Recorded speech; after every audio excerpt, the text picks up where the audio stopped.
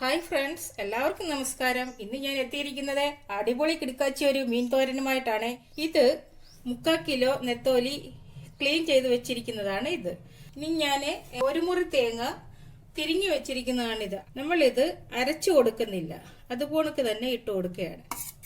അതിൻ്റെ കൂടെ ഒരു ചെറിയ കഷ്ണം ഇഞ്ചി ചെറിയതായിട്ട് അരിഞ്ഞതാണ്, അതും കൂടി ഇട്ട് കൊടുക്കാം. പിന്നെ ഒരു 10 പച്ചമുളക്, അത് എരിവില്ലാത്തതാണ്. ഇവിടെ ഇപ്പോൾ എരിവില്ലാത്ത പച്ചമുളക് ആയതുകൊണ്ട് ഞാനൊരു 10 എണ്ണം എടുത്ത്, എരിവുള്ളതാണെങ്കിൽ 5 പച്ചമുളക് കൊണ്ട് മതിയാവും.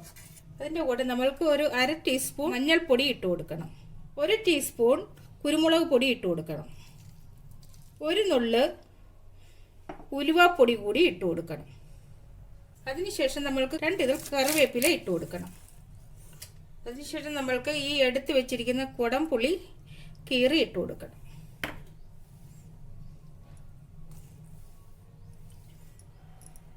അതിനുശേഷം ഉപ്പ് ആവശ്യത്തിന് ആഡ് ചെയ്യണം.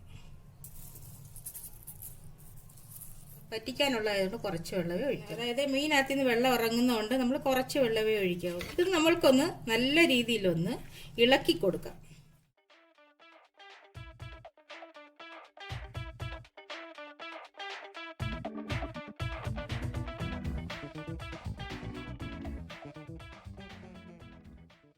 നെത്തോലിക്ക് അധികം വേവില്ലാത്തത് കൊണ്ട് വെള്ളം കൂടുതൽ ആവശ്യമില്ല.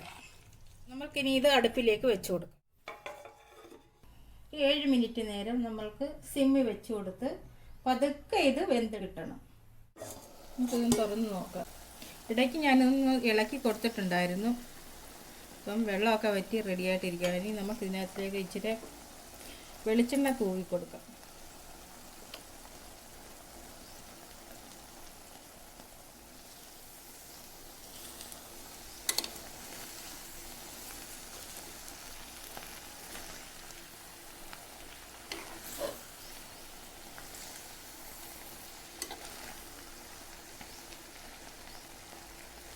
ഈ വീഡിയോ നിങ്ങൾക്ക് ഇഷ്ടമായെങ്കിൽ ലൈക്ക് ചെയ്യുക, ഷെയർ ചെയ്യുക, കമൻറ്റ് ചെയ്യുക.